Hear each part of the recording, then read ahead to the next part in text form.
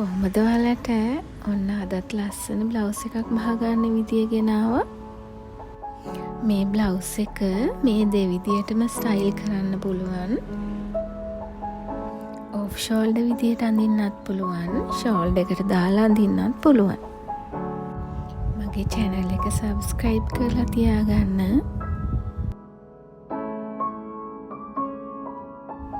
ඉස්සරහටත් ලස්සන වීඩියෝස් අරගෙන එන්නම්.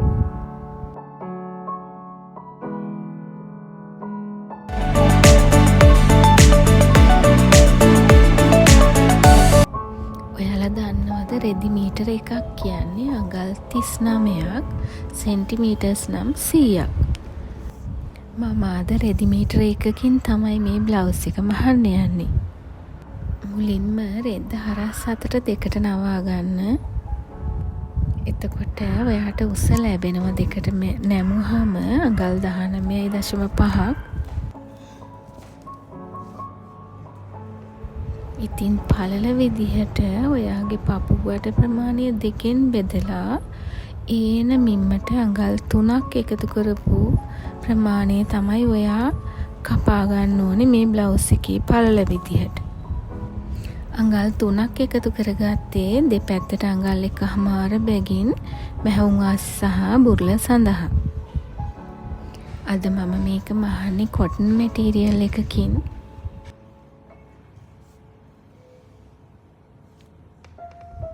මම අඟල් 22ක කොටසක් තමයි කපලා වෙන් කරගන්නේ.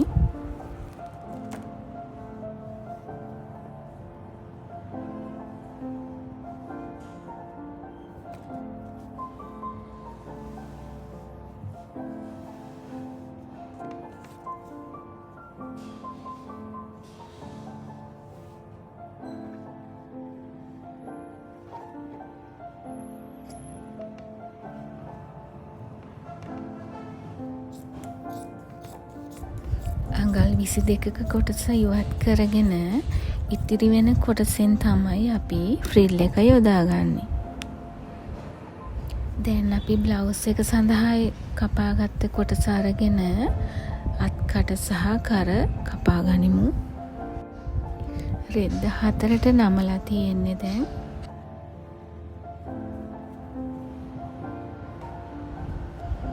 දැන් ඉහළ නැම්ම කොටසෙන් තමයි අපි කර සහ අත්කට කපා ගන්නේ.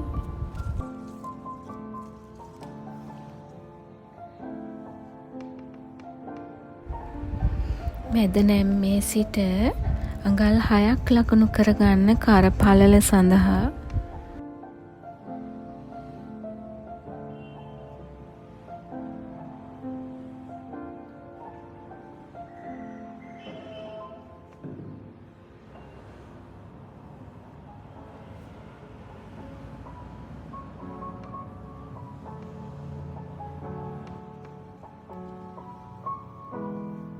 දැන් හැම පැත්තෙන් අඟලක් 15ට ලකුණු කරලා ඒ ලකුණු කරපු තැන ඉඳලා අඟල් 6ක් ලකුණු කරපු තැනට පොඩි කර්ව් එකක් ඇඳ ගන්න.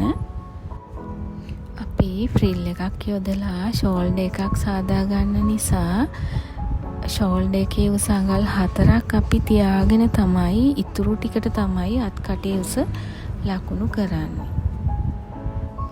දැන් කනවාටිය පැත්තෙන් අඟල් 4ක් 15ට ලකුණු කරන්න. එතැන් සිට අපි අර අඟල් 6ක් ලකුණු කරගත්ත ස්ථානයේ දක්වා ආම් හෝල් එක ඇඳ ගන්න.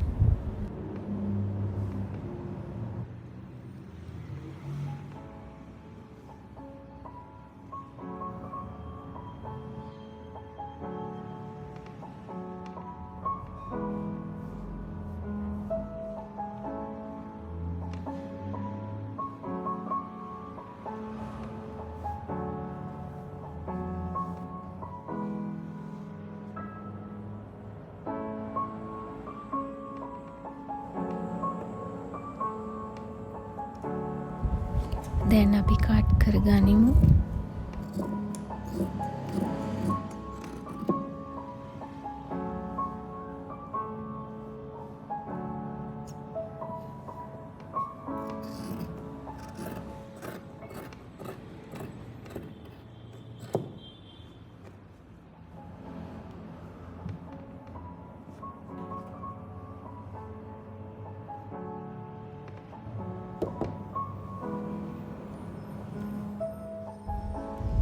හරි මේ තියෙන්නේ අත්කට, මේ තියෙන්නේ කර. මේ තියෙන්නේ මැද නැම්ම.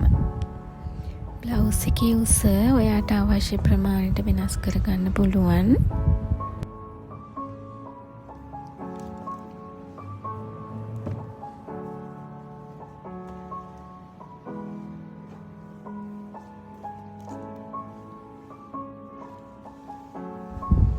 මම අතේ ෆ්‍රිල් එක සඳහා මේ කොටස තමයි යොදාගන්නේ.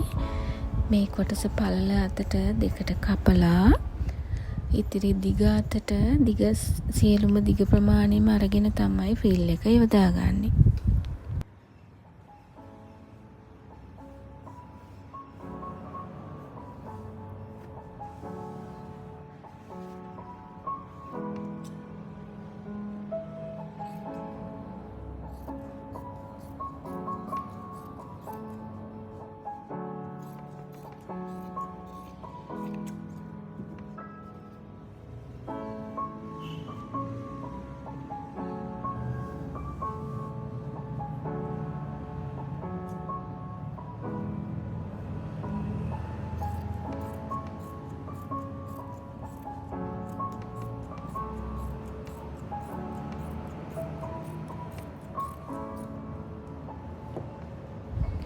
දැන් බ්ලවුස් එකේ මැටීරියල් එකටම ගැලපෙන්න ප්ලේන් මැටීරියල් එකක් අරගෙන අඟල් 2ක් පළල පටි කොටස් කපා ගන්නවා ෆ්‍රිල් එක සඳහා හැඩ කරගන්න.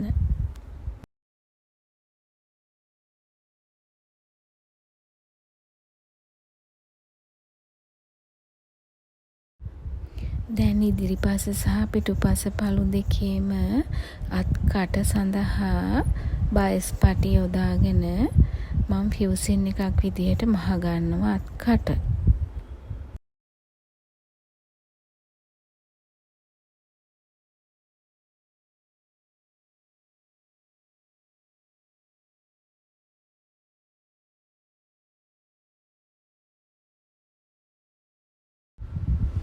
හොඳින් බලා ගන්නකෝ ෆියුසින් එකක් අපි මහ ගන්න විදිහ.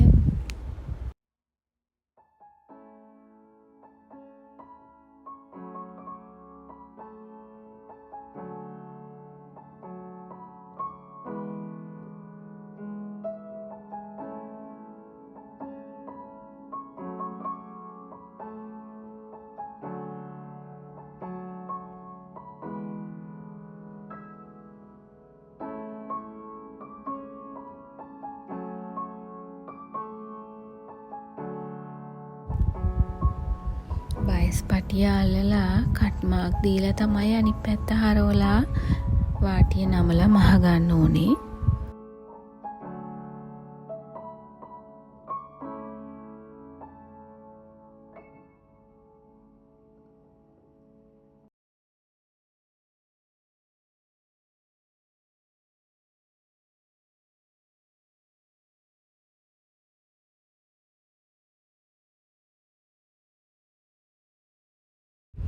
මේ විදිහට ඉදිරිපස් සහ පිටුපස අත්කට දෙකම මසා ගන්න.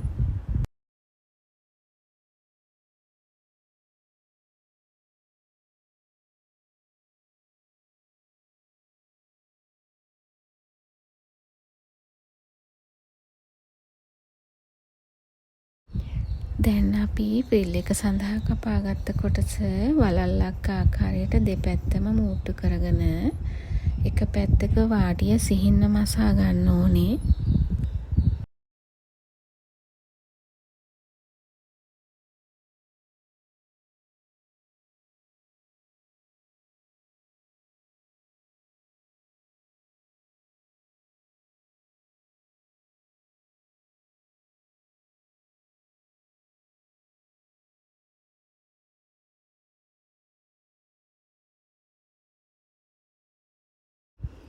දැන් අපි තනි පැහැයෙන් කපාගත්ත කොටස් වෙන වෙනම මුට්ටු කරගන්න ඕනේ. ඒ කරලා එම පටිය අඟල් 2ක් පල්ල නිසා දැන් අපි අඟලක් වෙන්න දෙකට නවලා රැලි කරගන්න ඕනේ.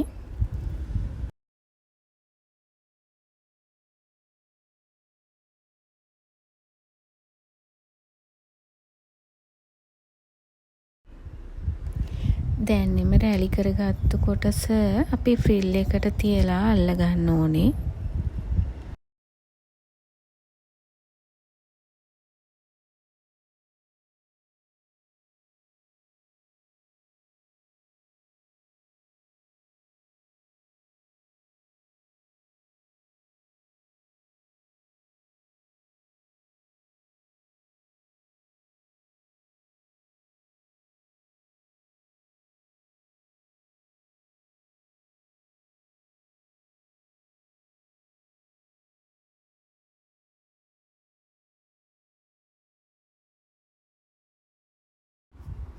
දැන් අපි සාදාගත් කොටසේ හරි මැද කට් මාක් එකක් දීලා ලකුණු කරගන්න. ඉදිරිපසයි පිටුපසයි එක විදිහටම ලකුණු කරගන්න. දැන් මාක් කරගත්ත හරි මැද ස්ථානයටම ඔයාගේ බ්ලවුස් එකේ හරි මැද ස්ථානයට තියලා ඉදිරිපස පළුව මසා ගන්න. පිටුපස පළුවේ හරි මැදට ඔයා මාක් කරගත්ත පිටුපස පළුව තියලා ඒකත් මූට්ටු කරගන්න ඕනේ.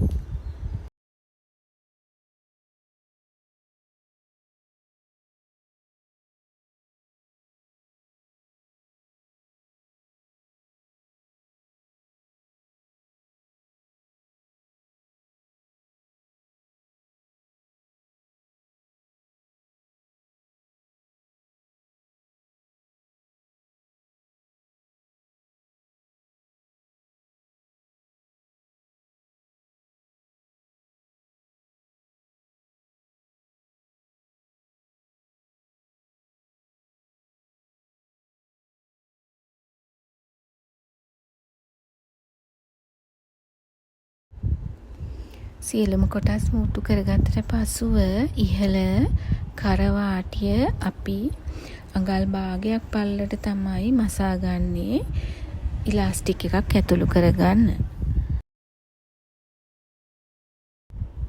මේ විදිහට අඟල් භාගයක් පල්ලට මුළු වටේම මසාගන්න.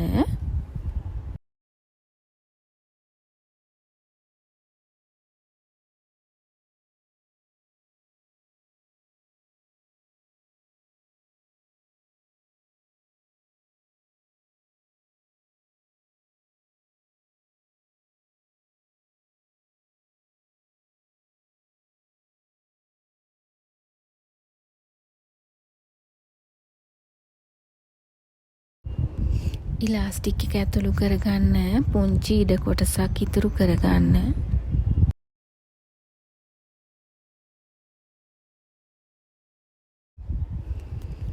දැන් සයිඩ් සීම්ස් මසා ගන්න.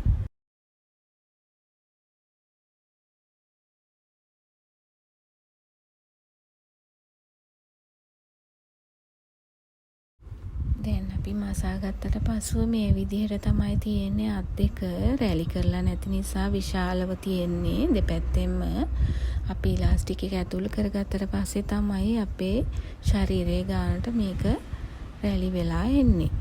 දැන් ඔයා ඉලාස්ටික් එකක් අරගෙන මුළු වටේටම ඉලාස්ටික් එක යොදලා ටැග් කරගන්න. බලන්නකෝ ඉලාස්ටික් එක යොදලා රැලි කරගත්තට පස්සේ මේ විදිහට තමයි තියෙන්නේ. දැන් යට වාටිය අඟල් භාගයක් පමණ අංශයේ පැත්තෙන් කපලා ඉවත් කරලා ඔයා වාටිය මසා ගන්න.